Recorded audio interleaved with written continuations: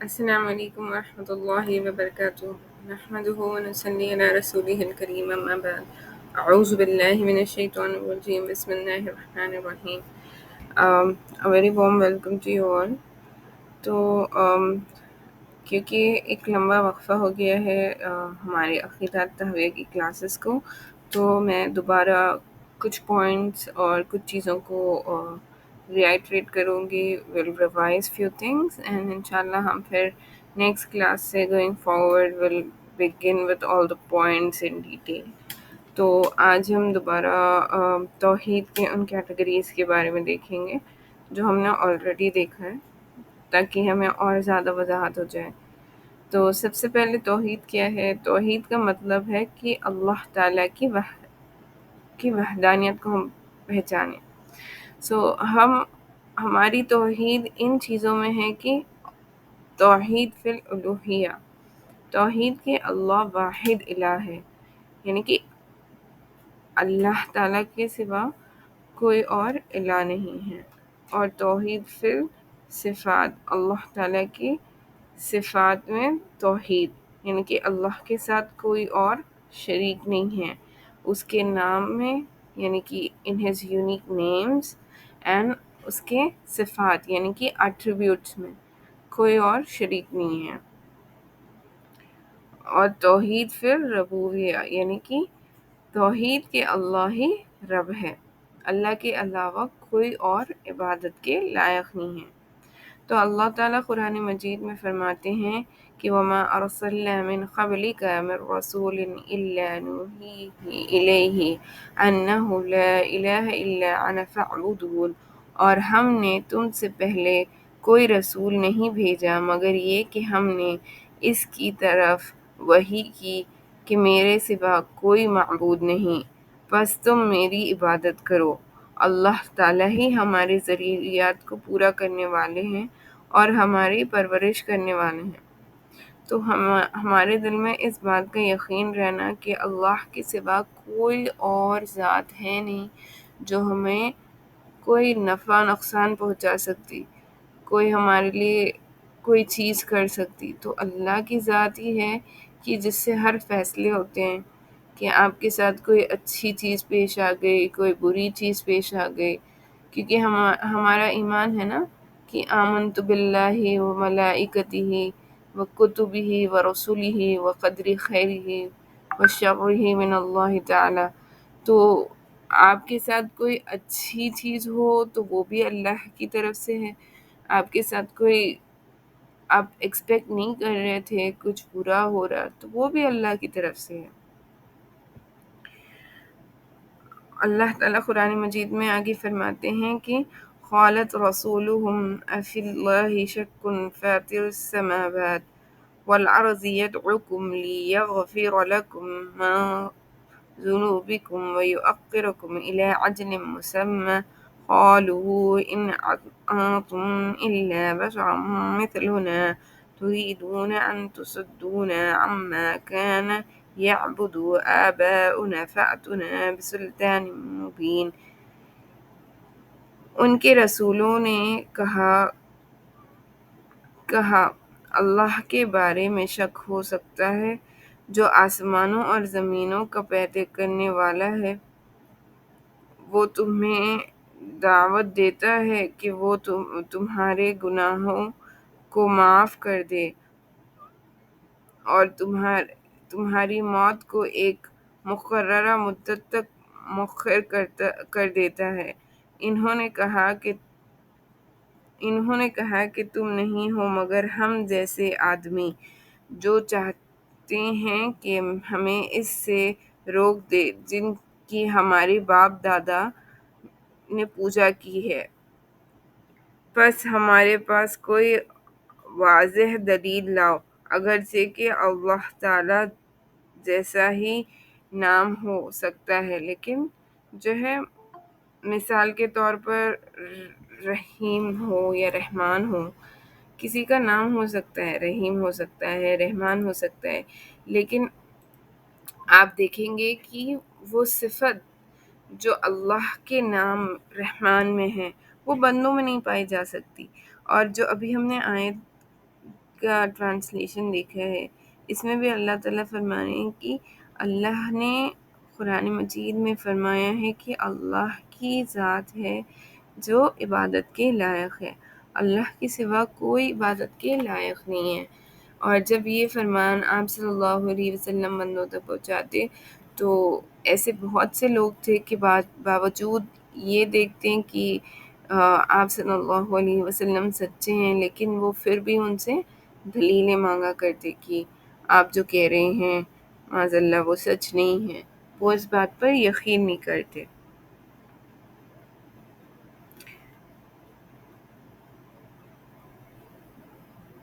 تو ہم اللہ کی ذات پر بھروسہ رکھیں کہ ہمارے ساتھ جو بھی پیش آ رہے ہیں حالات، یہ صرف اور صرف اللہ کی طرف سے ہیں۔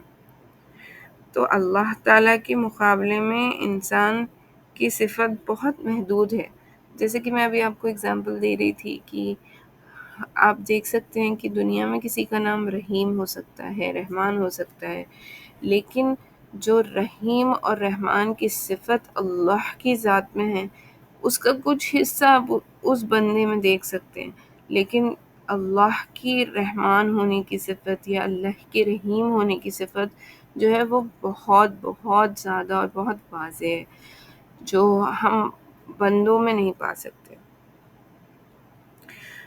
اللہ تعالیٰ سورہ شعراء کی آیت نمبر 11 میں فرماتے ہیں لیس کمثلہ شیء، یعنی کہ کوئی چیز ایسی نہیں ہے نہ اس کی صفات میں اور نہ اس کی ذات میں، یعنی کہ there is no comparison with the unique attributes and صفات of اللہ سبحانہ وتعالیٰ۔ تو کوئی چیز لیس کمثلہ شیء، یعنی کہ there is nothing، کوئی چیز نہیں ہے جو اللہ کے برابر ہو سکتی ہے، نہ اس کی صفات میں نہ اس کی ذات میں۔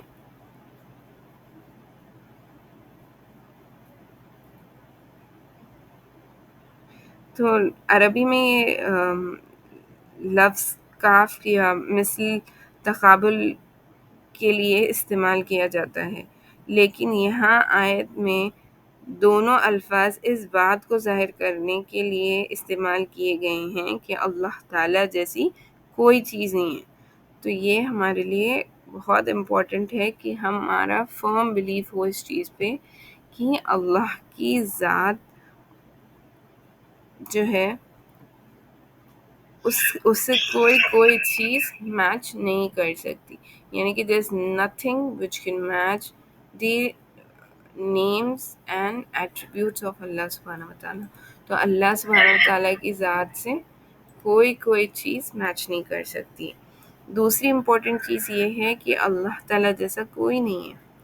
کبھی کبھی ہم اپنے دماغ میں کسی تصویر کا تصور کرتے ہیں، یہاں تک کہ تصویر مخلوق ہم جو امیجن کرتے ہیں کہ ہم ایسے ہوں گے یا ایسا ہوگا، تو یہ ہم صرف امیجن کر سکتے ہیں، لیکن اللہ تعالیٰ نہیں ہو سکتے، کیونکہ ہمارے سوچنے سمجھنے اٹس بیانڈ اور امیجنیشن، بیسیکلی ہم امیجن ہی نہیں کر سکتے۔ ہم اللہ کی ذات کو محسوس کر سکتے ہیں، ہم اللہ کی ذات پر غور و فکر کر سکتے ہیں، اور اللہ تعالیٰ کی ذات پر مطلب بہت ڈیپ انالیسس کریں کہ وہ اللہ پاک کی ذات کیسی دکھتی ہے، ان سب چیزوں پہ غور و فکر کرنا حرام ہے۔ ہم اس کی صفات پر غور کرنا چاہیے rather than کہ ہم یہ دیکھیں کہ how اللہ سبحانہ وتعالیٰ looks اور where he is what he is doing، ان سب چیزوں کے اوپر فوکس کرنے کے بجائے ہم اللہ کے نام جو ہے، اسماء اور صفات جو ہیں ان پر غور و فکر کریں۔ اللہ تعالیٰ کے لیے کبھی کچھ بھی ناممکن نہیں ہے۔ تو ممکن ناممکن یہ جو کانسیپٹ ہے کہ یہ پاسبل ہوگا یا نہیں ہوگا، یہ ہماری محدود سوچ کا فطور ہے۔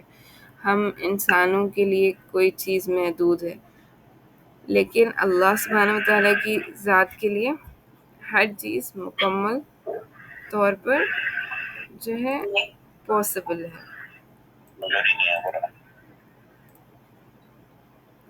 تو اللہ سبحانہ و تعالیٰ کی ذات کے لیے ہر چیز پاسبل ہے۔ اللہ تعالیٰ ہر چیز پر مکمل قدرت رکھنے والے ہیں، وہ کچھ بھی اور سب کچھ کر سکتے ہیں، یعنی کہ there is nothing impossible for اللہ سبحانہ و تعالیٰ۔ وہ جب چاہیں جو چاہیں وہ کر سکتے ہیں، بس اللہ کہتے کہ ہو جا تو وہ ہو جاتا ہے، یعنی کہ کن فیکن، بس اللہ چاہتا ہے اور وہ ہو جاتا ہے۔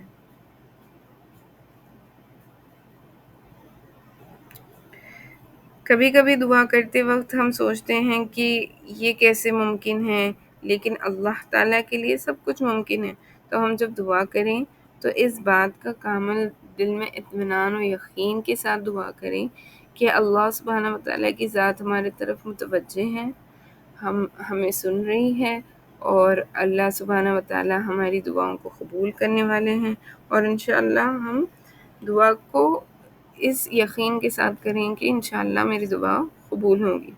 تو ایمان کا درجہ یہ بھی ہے جو ہم نے پریویس کلاسز میں دیکھا، احسان جس کو ہم کہتے ہیں، کہ آپ جب بھی عبادت کریں، نماز ہو یا دیگر عبادات ہو، آپ ہمیشہ ہمیں اس لیول تک پہنچنے کی کوشش کرنی چاہیے کہ ہم اللہ کو دیکھ سکتے ہیں۔ لیکن اگر ہم اس لیول کو اٹین نہیں کر سکتے تو اس چیز کا استظہار تو ہمیں ڈیفینیٹلی ہونا چاہیے اپنے پاس کہ اللہ کی ذات ہمیں دیکھ رہی ہے، وہ ہماری طرف متوجہ ہے اور ہمیں سن رہی ہے۔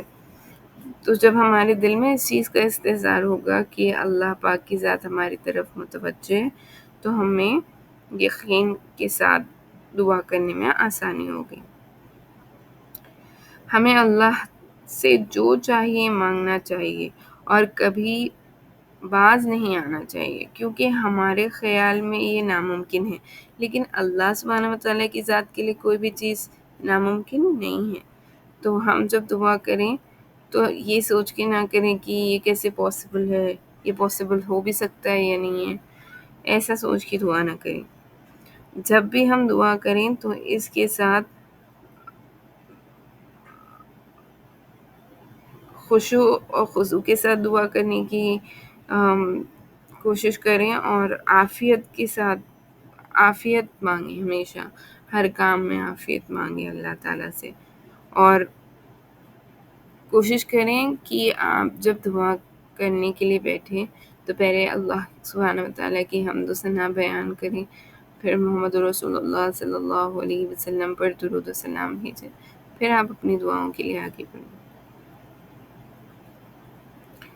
تو اللہ تعالیٰ کے یہاں عاجزی کی کوئی کمزوری نہیں ہے۔ اللہ تعالیٰ قرآن مجید میں فرماتے ہیں أَوَلَمْ يَسِيرُوا فِي الْأَرْضِ فَيَنْظُرُوا كَيْفَ كَانَ عَاقِبَةُ الَّذِينَ مِنْ قَبْلِهِمْ وَكَانُوا أَشَدَّ مِنْهُمْ قُوَّةً وَمَا كَانَ اللَّهُ لِيُعْجِزَهُ مِنْ شَيْءٍ فِي السَّمَاوَاتِ وَلَا فِي الْأَرْضِ إِنَّهُ كَانَ عَلِيمًا قَدِيرًا۔ کیا انہوں نے زمین میں چل پھر کر نہیں دیکھا کہ ان سے پہلے والوں کا انجام کیسا ہوا، اور وہ اقتدار میں ان سے بڑے تھے، لیکن اللہ تعالیٰ کو آسمانوں اور زمینوں کی کسی چیز کی وجہ سے ناکامی نہیں ہے، بے شک وہ ہمیشہ جاننے والا اور قدرت رکھنے والا ہے۔ ہم انسانوں میں کمزوریاں ہیں، لیکن اللہ سبحانہ و تعالیٰ کی ذات جو ہے it's free from any kind of lacking, کہ ہم میں ناکامی ہے، ہم میں کوئی بھی چیز کی کمی ہے، لیکن اللہ سبحانہ و تعالیٰ کی ذات جو ہے وہ مکمل ہے، آپ اس میں کوئی کمی نہیں پائیں گے۔ اللہ تعالیٰ کے سوا کوئی معبود نہیں ہے، یعنی کہ اللہ سبحانہ و تعالیٰ کی ذات ایسی ہے کہ اللہ ہی عبادت کے لائق ہے، اللہ سبحانہ و تعالیٰ کے سوا کوئی عبادت کے لائق نہیں ہے، اور وہ بغیر ابتدا کے ابدی ہے، اور وہ بغیر انتہا کے لازوال ہے، یعنی کہ قرآن مجید میں ارشاد ہے کہ هو الاول والآخر والظاہر والباطن، یعنی کہ آپ صلی اللہ علیہ وسلم نے فرمایا کہ اللہ تعالیٰ تو پہلے ہے، تجھ سے پہلے کچھ نہیں تھا، اور تو ہی آخری ہے، اور تیرے بعد کچھ نہیں۔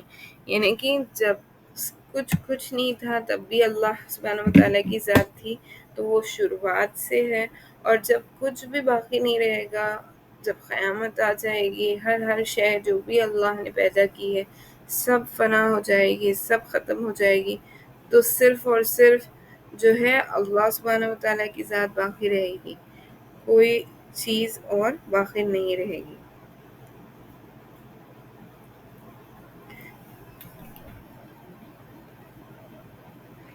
تو ہمارا جو دماغ ہے کہ ہم اس کو سمجھنے میں ہمیں مشکل ہوتی ہے کہ ہمیں اس کو سمجھنے میں آنے میں کی وجہ یہ ہے کہ ہم ایک ٹائم فریم میں رہتے ہیں نا، کہ ہم سرٹن ٹائم پیریڈ کے لیے دنیا میں ہیں، اس لیے ہم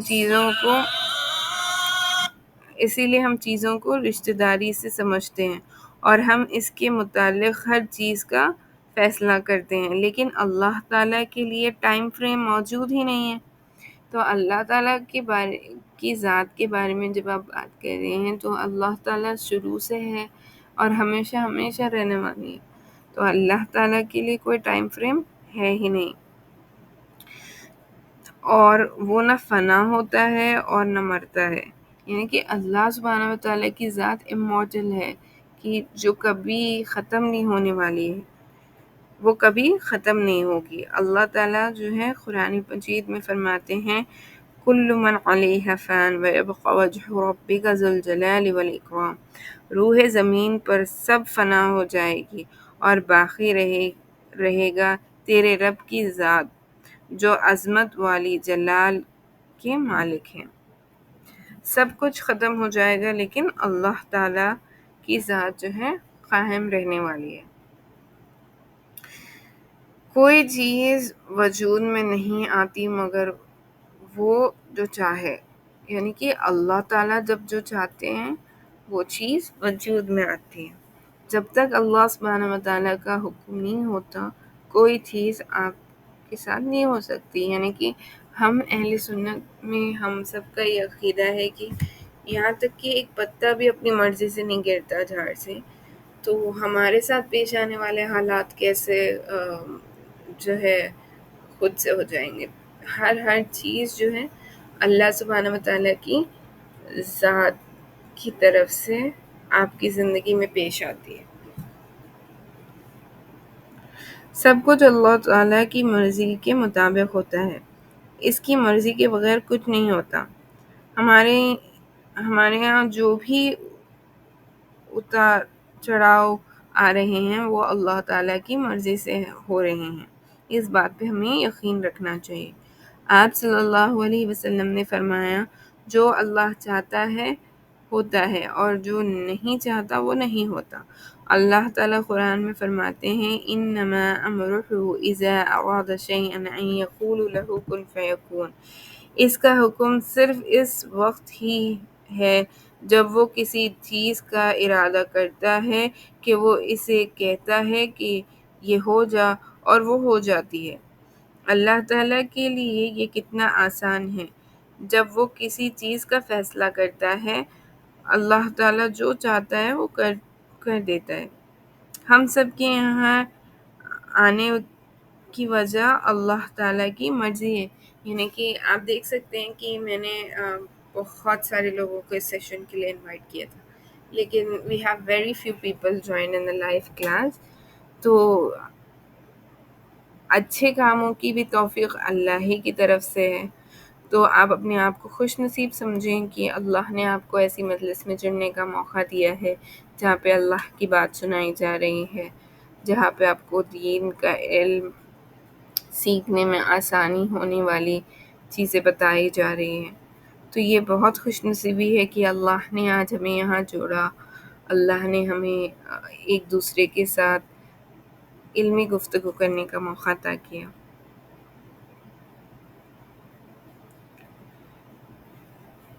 باقی جو کچھ ہماری زندگیوں میں ہو رہا ہے وہ اللہ تعالیٰ کی مرضی سے ہو رہا ہے، چاہے وہ ہم پر سخت ہو اور ہماری منصوبہ بندی کے خلاف ہو، اس میں ضرور خیر ہے۔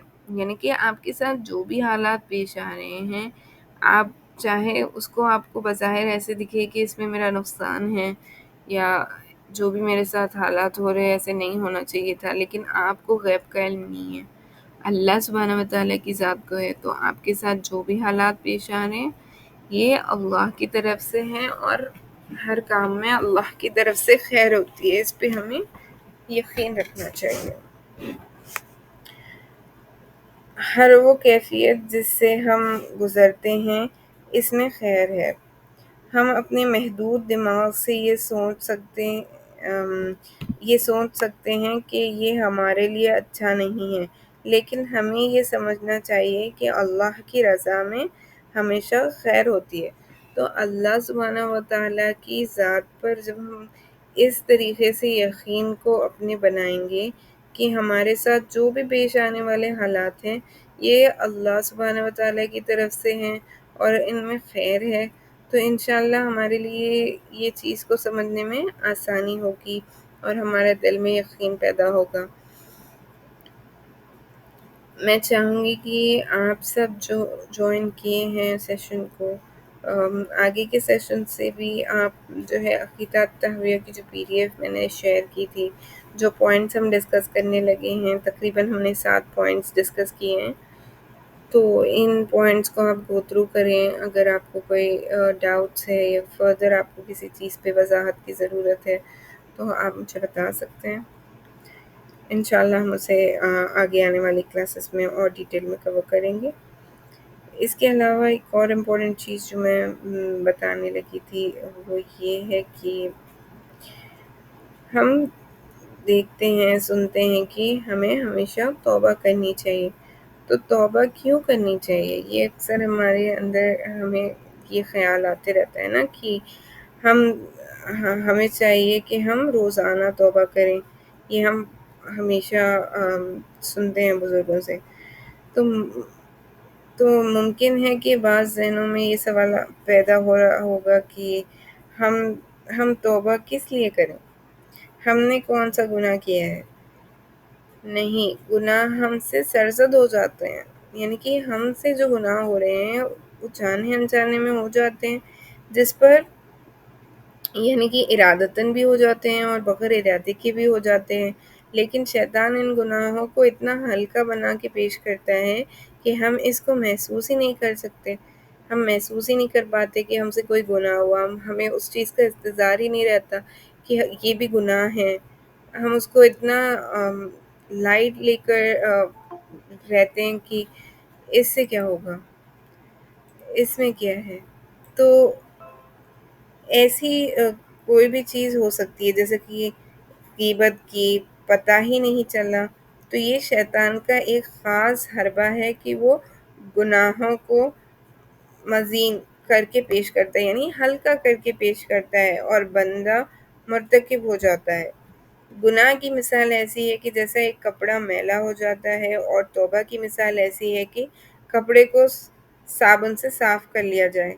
تو جب بھی آپ سے کوئی گناہ ہو جائے تو آپ فوراً توبہ کریں، تو کیا ہوگا کہ گناہ کی وجہ سے جو جیسے کپڑا میلا ہو جاتا ہے ویسے ہی آپ کے دل میں کوئی سیاہی آ گئی گناہ کی وجہ سے، تو جیسے ہی آپ توبہ کریں گے اللہ کی ذات کی طرف متوجہ ہو کے اخلاص کے ساتھ، اللہ اور پختہ یقین رکھ کے کہ میں اس کو پھر نہیں دہراؤں گی، تو انشاءاللہ وہ جو آپ سے گناہ ہوا اور اس کی وجہ سے جو سیاہی آپ کے دل پہ آئی وہ مٹ جائے گی، وہ صاف ہو جائے گا۔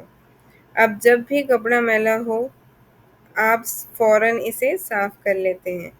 کبھی کسی بندے نے یہ سوچا کہ جی میں کیا دھوں، میں کیوں دھوں، وہ تو بار بار میلا ہوتے رہتا ہے، کیونکہ ہم بار بار گناہ کر بیٹھتے ہیں نا، جانے انجانے۔ آج ہم نے کچھ گناہ کر لیا، ہم نے توبہ کی، پھر ہمارے ذہن میں یہ خیال شیطان ڈالتا ہے کہ تم سے تو بار بار گناہ ہوتے رہتا ہے، تم کتنی بار معافی مانگو گے یا تم کتنی بار توبہ کرو گے نا؟ تم اچھے انسان نہیں ہو، تم بار بار گناہ کرتے رہتے ہو.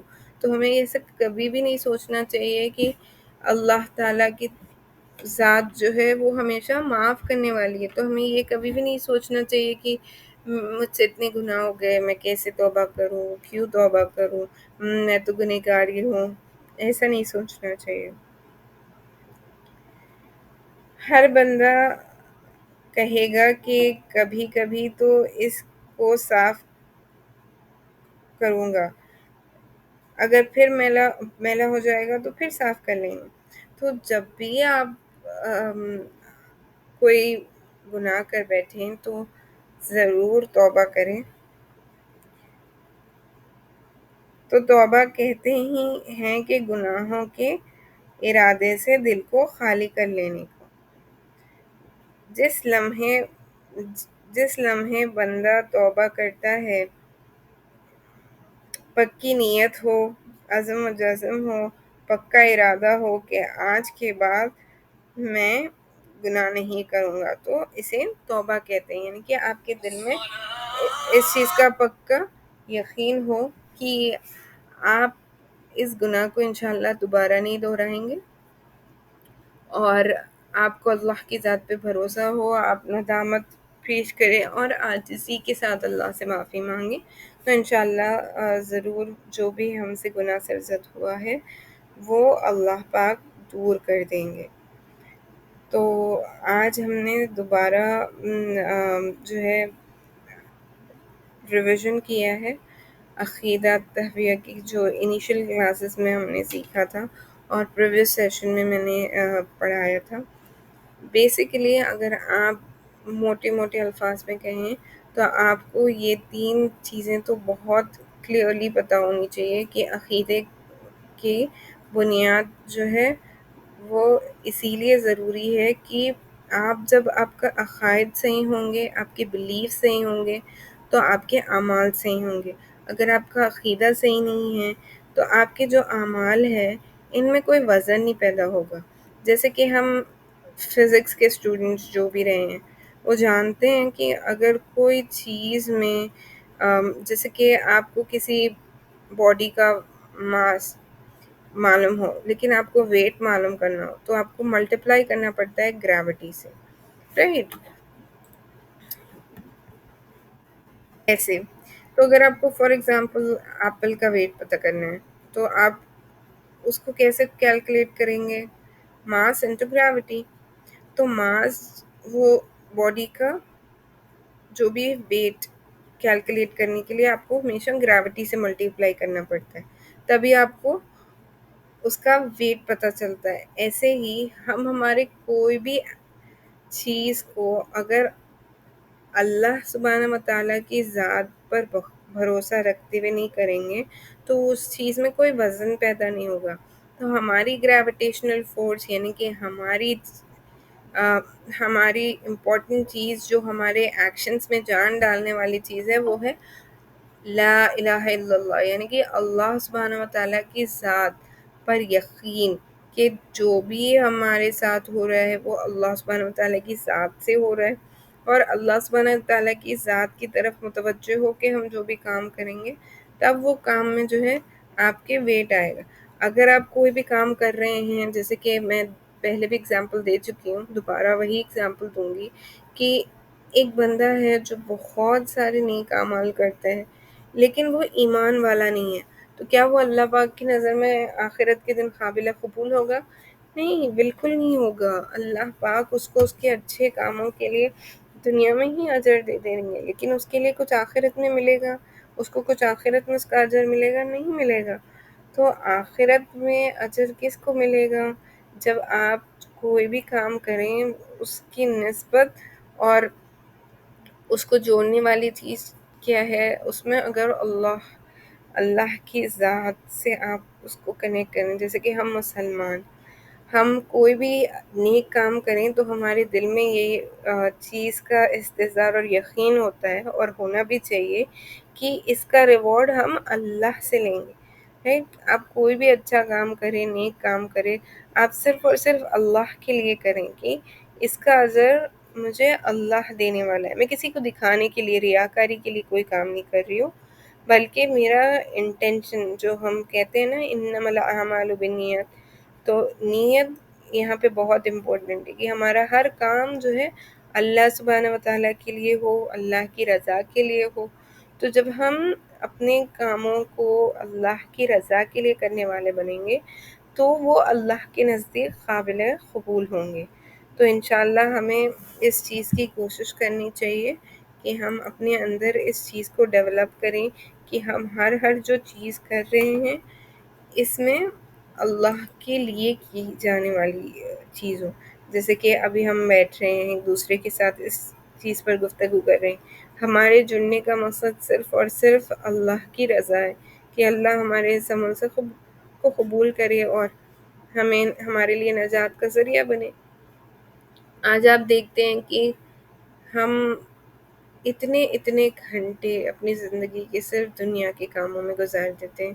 صبح سے شام تک کی 24 گھنٹہ جو آپ کی زندگی ہے، مشکل سے آپ نمازوں کے لیے 1 گھنٹہ آن این ایوریج پورا دن میں آپ شاید نکال لیتے، مشکل سے، وہ بھی اگر آپ فرض نمازیں پڑھتے ہیں ان کے ساتھ سنت نوافل ساری نمازیں پڑھتے ہیں تو مشکل سے 1 گھنٹہ ہوگا، اس سے زیادہ نہیں ہوگا. تو ہماری جو یہ زندگی ہے، جو فانی زندگی ہے، جو ایک نہ ایک دن ختم ہو جانی ہے. آپ جانتے ہیں کہ آپ صلی اللہ علیہ وسلم کی امت کی ایوریج زندگی کا جو ٹائم سپین ہے 60 to 65 years on an average, اور اگر اس سے زیادہ اللہ نے ہمیں اس دنیا میں حیات دی تو ہم سمجھ سکتے ہیں کہ ہم ایکسٹینشن پہ چل رہے ہیں، کیونکہ ایوریج تو یہی ہے. تو میں بتا اس لیے رہی ہوں کیونکہ اس زندگی میں صبح سے شام تک ہم صرف اور صرف دنیا کے لیے کام کر رہے ہوتے ہیں. ہم یہ سمجھ بیٹھے ہیں کہ بہت آسانی سے جنت ہمیں مل جائے گی. بالکل نہیں. جیسے آپ دنیا کی فانی زندگی کے لیے اپنی ساری زندگی کو سرو کر دیتے ہیں، کہ آپ یہ سمجھتے ہیں کہ جنت اتنی آسان چیز ہے جو بنا محنت کے مل جائے گی؟ نہیں، بالکل نہیں. آپ کو اس کے لیے بھی محنت کرنی ہوگی. تو ہماری زندگی میں، اس زندگی میں رہتے ہوئے ہمیں آگے کی زندگی کے لیے کام کرنا ہے. یعنی کہ اگر آپ چاہتے ہیں کہ آپ کو جنت نصیب ہو تو آپ کو اس کے لیے اس زندگی میں جو اللہ نے آپ کو دی ہے، یہاں پہ دنیا میں آنے کا مقصد ہی یہ ہے کہ اللہ نے ہمیں جو ٹیسٹ دیا ہے اس میں ہم کامیاب ہو، اور پھر اللہ کے پاس جب ہم جائیں تو ہمارے پاس ایسے اعمال ہو جو قابل قبول ہو اور ہم جنت میں جانے والے بنیں. لیکن یہ کبھی بھی مت سوچیں کہ ہم جو عبادت کرتے ہیں وہ اتنی پاورفل ہے کہ صرف اور صرف ہماری عبادتوں کے اور ان سب چیزوں کی بیسس پہ ہمیں جنت ملے گی. بیسیکلی جنت میں تو صرف وہی جا سکتا ہے جس پہ اللہ کا فضل و کرم ہو. تو ہمیں اعمال کرنے چاہیے، لیکن یقین اس بات پر رکھنا چاہیے کہ ہم جنت میں بھی جائیں گے تو وہ اللہ کی رحم و کرم پر جائیں گے، اپنے اعمال کی بنیاد پہ نہیں. کیونکہ ہمارے اعمال میں تو اتنا وزن ہوتا نہیں ہے کہ وہ قابل قبول ہو، لیکن ہمیں کوشش کرنی چاہیے کہ ہم اپنے اعمال کو اللہ کے نزدیک قابل قبول بنانے کی پوری کوشش کریں. انشاءاللہ نیکسٹ سیشن میں ہم جو ہے وہ جوائن کریں گے، اور نیکسٹ سیشن میں جو ہے انشاءاللہ میں دوبارہ تھوڑا سا ریویژن کروں گی، اور پھر ہم جو ہے انشاءاللہ نیکسٹ سیشن میں ڈیٹیل میں عقیدہ تہویہ کی کلاسز کو کنٹینیو کریں گے. جزاک اللہم خیر. اللهم صل على محمد كما صليت على إبراهيم وعلى آل إبراهيم إنك حميد مجيد. سبحان الله وبحمده، سبحانك اللهم وبحمدك، ونشهد أن لا إله إلا أنت، نستغفرك ونتوب إليك. سبحان ربك رب العزة عما يصفون، وسلام على المرسلين، والحمد لله رب العالمين. جزاك الله.